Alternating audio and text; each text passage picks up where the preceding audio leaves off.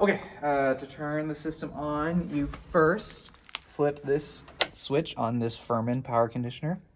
You give that a second, and then you can turn on the computer for the soundboard.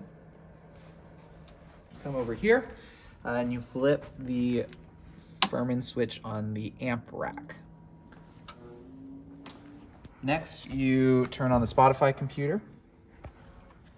There is a button on the back. Right there. It's easier to see on the lighting computer. We'll press that button right back there. Every iMac has the power button on the bottom left on the back. Turn on the slides computer. And you turn on the video rack, which is this underneath this cover right here. And then you wake up this soundboard or video computer. Any of the passwords on the computers is Mercer Sound. So Mercer Sound, all one word, all lowercase. So first, when you open up the soundboard computer, you want to click this SGS config script. Should be able to double click twice. It will do its thing. This helps the server process the sound better. Once that's done, it should only take a couple seconds. It should just go away. And then you can click the little E, the yellow E, to open the soundboard program.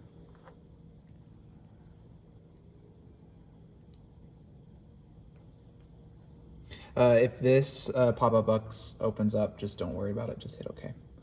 And then you can full screen. You can bring this, the channel window, over to this other screen, and then full screen them. And there you go. For opening up the lighting computer, you open up Light Key right here. We open that up, and then we choose Worship Center right here. We double click that, and then it pulls up this. In order to get the program to work, you have to flip this switch right here to console. All the lights will go off in the room, and then you can press any of the cues that you want to press, and it'll bring up the lights.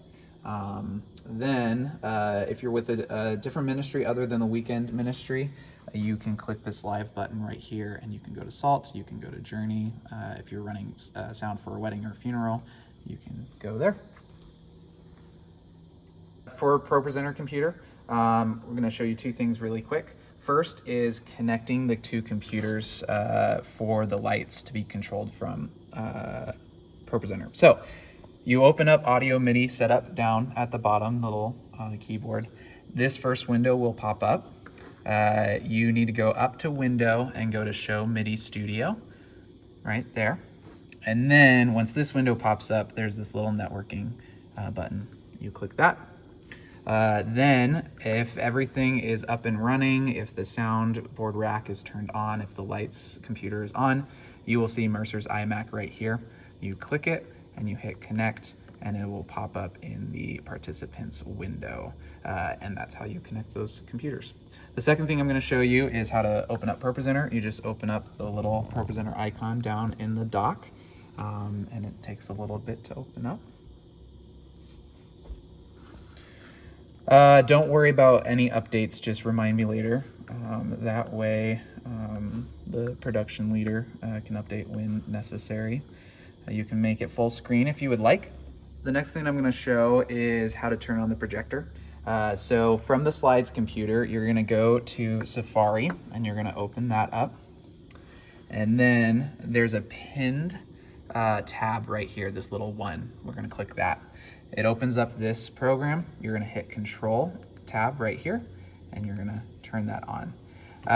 Quick troubleshooting for ProPresenter. We are on input F. If you need to show the screen of the actual iMac, you need to switch to input E and make sure that the cable in the back for input E is plugged in. For the video switcher, there are 4 programs that you need to open up. If we look here, they're all right here. Chrome, the ATEM control software, Companion, and OBS. First, we open up ATEM software control. that opens up the control program for our switcher. When we open this, we want to go up to File and go to Restore, which will pop up this window. We save the different settings and documents. Just click the first one that pops up. That is the latest one. That's the latest settings that we use, and hit Restore. And then we're going to hit Restore one more time, and that will make all the cameras look the way that they should. The next thing that we're going to open up is Companion. So we're going to click Companion right here. Companion is what we are using to connect the Stream Deck control surface to the switcher and the HyperDeck. The switcher, which is right here, and the HyperDeck recording hardware, which is right here.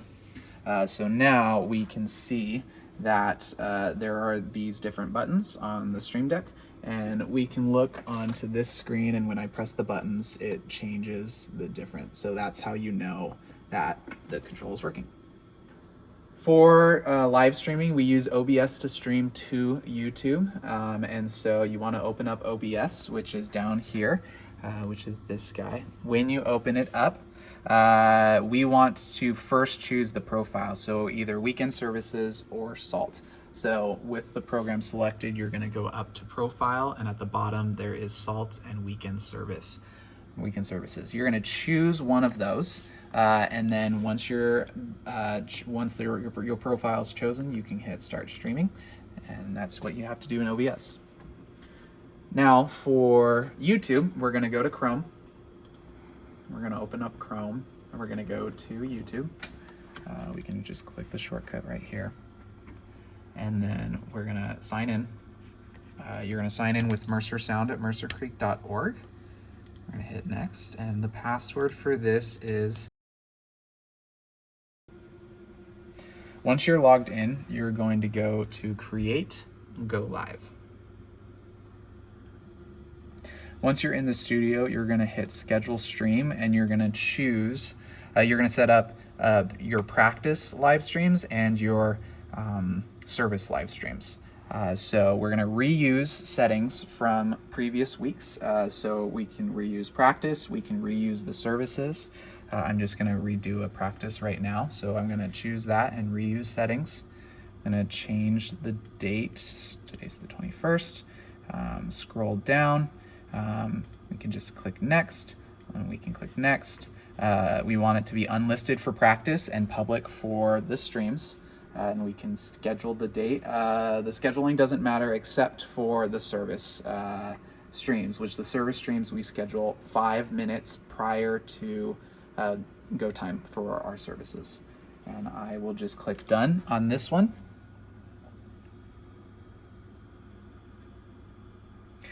As soon as this window pops up, you should be able to see excellent connection right here. That means that OBS is doing its job properly and sending our video to YouTube. It will take a little bit, but at some point, like it is right now, we see a preview. Obviously, we're not sending any video, so it's just black right now. But the fact that we're not spinning here, there's a time that's going, you know that we're receiving signal. So when you are ready to go live, 5 minutes before service, we're going to click Go Live.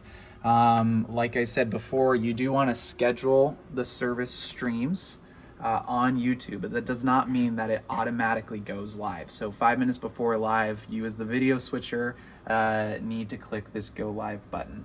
As well as a note, we are going to hit this record button that's on the Stream Deck right here, and that is going to record our service to the HyperDeck. So I'm going to hit that button, and we can see that we're recording right now, and that's for every single service.